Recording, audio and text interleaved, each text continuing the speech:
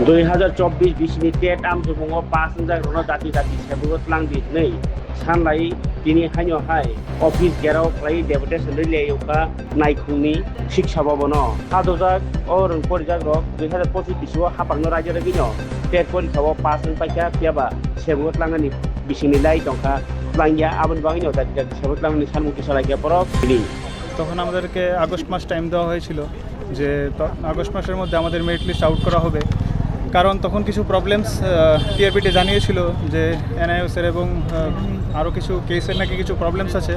কিন্তু আমরা তো এখন জানতে পারলাম যে এই কেসগুলো মোটামুটি সমাধান হয়েছে এবং আমাদের এক্সপেক্টেড আগস্ট মাসে মেরিট লিস্ট দেওয়ার কথা ছিল। কিন্তু এখন রিসেন্ট যখন আবার একটা ওভারল্যাপিংয়ের কেস আমরা জানতে পারলাম, তো সেটার কারণে নাকি এখন আবার আরও পিছিয়ে যাবে। তো এইভাবে করে তো আমাদের প্রায় আজকে 1 বছর 2 বছর মানে নোটিফিকেশন থেকে শুরু করে আজ অবধি প্রায় 2 বছর কমপ্লিট হয়ে গেল এবং লাস্ট 1 ইয়ার ধরেই আমরা এরকমভাবে আন্দোলন করছি, কিন্তু কোনো তো আমাদের রিক্রুটমেন্টের কোনো কিছুই এগিয়ে যাচ্ছে না, আমাদের প্রসেস থেমে আছে। যেদিকে আমরা দেখতে পাচ্ছি যে রাজ্যের বিভিন্ন স্কুলে শিক্ষক স্বল্পতা রয়েছে এবং প্রতিদিনই কোনো না কোনো স্কুল ছাত্রছাত্রীরা রাস্তায় বসে ওরা ধর্ণা দিচ্ছে, যে জায়গায় আমাদের গভর্নমেন্ট এবং টিআরপিটি আমি সবাইকেই বলতে যাবো যে অতি সত্বর যেন আমাদের নিয়োগ করা হয়। আমাদের এখানে আসা মূলত আমাদের প্রথম দাবি আমাদের মেরিট লিস্ট আউট করা, কারণ আমরা 1 বছর যাবৎ ভেরিফিকেশন হওয়ার পরে আমরা আন্দোলনই করে যাচ্ছি, কিন্তু আমাদের মেরিট লিস্ট এখনও দিচ্ছে না। আপনারা দেখতে পাচ্ছেন বিভিন্ন স্কুলে ছাত্রছাত্রীরা আন্দোলন করছে, ওরা রাস্তায় বসে আন্দোলন করছে, কোনো কোনো স্কুলে একজন টিচার দিয়ে স্কুল চলছে।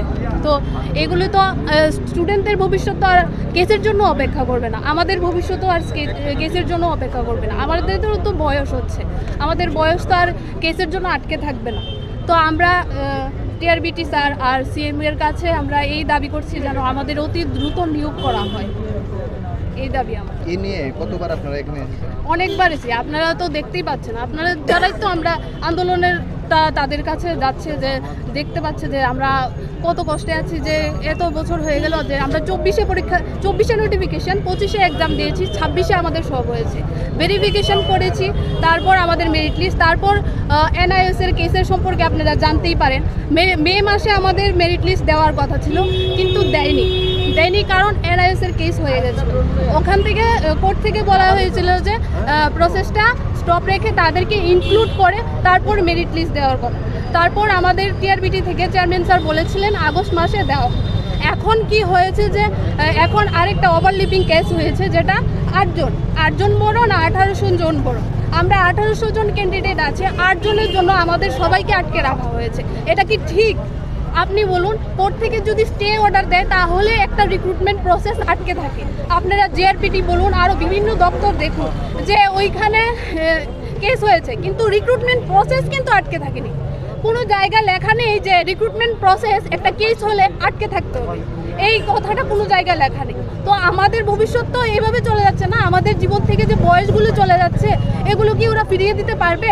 আমাদের এডুকেশন মিনিস্টার নেই, সিএমের আন্ডারে আছে ওইটা, তো আমরা ওনার কাছে দেখা করতে পারছি না, ওনাদের পারমিশন দেয় না দিতে গেলে, আমরা আন্দোলন করতে গেলে বা ওনার সাথে কথা বলতে গেলে আমাদের মাঝপথে আটকে দেওয়া হয়, তো ওইগুলো পারছি না। আমাদের একজন ইএম দরকার, এডুকেশন মিনিস্টার দরকার, আমরা কার কাছে যাব, কার কাছে দাবি আদায় করব?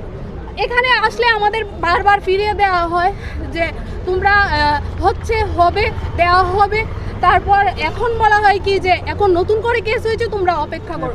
কেসের জন্য তো আমরা অপেক্ষা করতে পারবো না, 1800 জন স্টুডেন্ট 8 জনের জন্য আমরা অপেক্ষা করতে পারবো না। আমাদের মেরিট লিস্ট অতি সত্বর দিতে হবে, আমাদের নিয়োগ করতে হবে, আমাদের এটাই দাবি। Thank you. কি উদ্দেশ্য নিয়ে আজকে এখানে আসা? আমরা 2024-এ যারা ট্যাট পাস করি তারা মূলত এখানে এসেছি আমাদের ন্যায্য দাবির জন্য। আমাদের 2024-এ ট্যাট পাস করেছি কিন্তু আজ পর্যন্ত এখনও কোনো মেরিট লিস্ট আউট হয়নি। স্যার বলছে এই মাসে দেবে না, এই মাসে দেবে না, এই মাসে দেবে। এখন আমাদেরকে নতুন করে কেসে ফাঁসানো হচ্ছে যে নতুন করে হাইকোর্ট রায় দিয়েছে কিনা জানি এনওএস, তারা কেস করেছে, তার সঙ্গে একসঙ্গে আমাদেরকে রিক্রুটমেন্ট করবে। এভাবে করতে করতে করতে আমাদের অলরেডি রিক্রুটমেন্ট পিছিয়ে যাচ্ছে। কিন্তু দেখা গেছে কি বর্তমানে বিভিন্ন স্কুলগুলিতে শিক্ষক স্বল্পতা রয়েছে, প্লাস প্রত্যেক দিন কোনো না কোনো স্কুলে ছাত্রছাত্রী আন্দোলন করছে শিক্ষকের জন্য, কিন্তু নিয়োগপত্র নেই। প্লাস আমরা কিন্তু এখন অভারেজ হয়ে যাচ্ছি, অভারেজের পথে, কিন্তু আমাদের কোনো নিয়োগপত্র নেই। তা আমরা চাই যে যত দ্রুত তাড়াতাড়ি সম্ভব আমাদের মেরিট লিস্ট আউট করুক এবং আমাদেরকে রিক্রুটমেন্ট করুক। কতজন রয়েছেন আপনারা 2024-এ? প্রায় আমরা 1800 মতন ছাত্রছাত্রী আছি যারা এখন ওভার লিভিংয়ের কিছু স্টুডেন্ট 8জন যা স্টুডেন্ট আছে ওভার লিভিং, তাদের জন্য আমাদের রিক্রুটমেন্ট এখন পিছিয়ে আছে। আজ কি দাবি নিয়ে আপনারা এখানে এসেছেন? আমাদের দাবি একটাই দেবে, আমাদের মেরিট লিস্ট আউট করুক এবং আমাদেরকে রিক্রুটমেন্ট। এর আগেও তো আপনারা এখানে অনেকবার এসেছি আমরা, কিন্তু স্যার প্রত্যেকবারে বলছে হবে হচ্ছে এইভাবে করতে করতে আজকে 2 বছর পিছিয়ে গেল। আজ কি প্রত্যাশা নিয়ে আপনি এখানে এলেন? আমরা প্রত্যেকবারে প্রত্যাশা রাখি স্যারের কাছে যে আমরা মেরিট লিস্টে পাবো এবং আমরা রিক্রুটমেন্ট হবো। কতবার এসেছেন এই পর্যন্ত? অনেকবার এসেছি আমরা এই ধরে আমরা অনেকবার স্যারের কাছে ডিপুটেশন দিয়েছি, আমরা লিখিত দিয়েছি, মৌখিকভাবে বলেছি, সব দিক দিয়ে আমাদের প্রসেস হয়ে গেছে, কিন্তু স্যার বলছে দেবো দিচ্ছি করে চলছে। শিক্ষামন্ত্রীর সাথে দেখা করার কোনো পরিকল্পনা? শিক্ষামন্ত্রীর কাছে তো দেখা করার কোনো পরিকল্পনা আমাদের হচ্ছে না, কীভাবে হবে? আমাদেরকে তো সব রাস্তায় আটকে দিচ্ছে। স্যার বলছে দেবে তোমাদের তো আন্দোলন করার দরকার নেই, কিন্তু আমরা তো অলরেডি 2 বছর পিছিয়ে গেছি, কীভাবে আমরা পাবো, কবে পাবো এটাও তো আমরা ভরসা নেই এখন আজকে এসেছি দেখি স্যার কী বলে। ফসলের বীজ যেটা আমরা ভারতীয় ডাল গবেষণা পর্ষদ থেকে সংগ্রহ করেছি, সেই বীজটা ফার্মারদের হাতে তুলে দেওয়া, যাতে ফার্মাররা অতি সত্বর জমি প্রস্তুত করে সেটি লাগাতে পারে। প্রথমত এই জাতটি উচ্চ ফলনশীল এবং বর্তমানে ত্রিপুরাতে যেসব ডালের যার চাষ হয় তার থেকে মোটামুটি 15-20% ফলন দেয় এবং রোগ প্রতিরোধ ক্ষমতাও অনেক বেশি। এর সাথে আমরা চাষিদের মধ্যে উন্নত বিভিন্ন প্রযুক্তি ডাল চাষের ক্ষেত্রে বিশেষ করে সারিবদ্ধভাবে ডাল উৎপাদন, ডাল লাগানো এবং ডালের যে বীজ, সেই বীজ যে শোধন, যেটা খুবই প্রয়োজন, সেইটার সম্বন্ধে আমরা তাদের বিভিন্ন জিনিস, রাইজোবিয়াম, ট্রাইকোডার্মা, নির্দিষ্ট জৈব পদার্থ যেগুলো আমাদের জমির স্বাস্থ্য বজায় রাখে, উৎপাদিত ডালের গুণমান বজায় রাখে এবং তার ডালের যে উৎপাদনশীলতা সেটাকেই বাড়ায়, সেগুলো আমরা ফার্মারদের মধ্যে দেব এবং ফার্মারদের সেই ব্যাপারে সচেতন করব। তা আমরা এই একটা প্রজেক্ট চলছে যেটা ভারতীয় ডাল গবেষণা কেন্দ্রের সাথে আমাদের কলেজের সম্মিলিত প্রজেক্ট, যেটা হচ্ছে বিভিন্ন ডালের ত্রিপুরার মধ্যে প্রসার এবং উন্নত প্রযুক্তিকে প্রসার করা। সে ভারতীয় ডাল গবেষণা পর্ষদের আর্থিক অনুকূল্যে এবং খোয়াই দিব্যোদয় কেবিকে এবং কৃষক নিয়ে একটিও সহযোগিতায় আজকে আমরা এই ট্রেনিংটা এখানে করার চেষ্টা করছি। Thank you.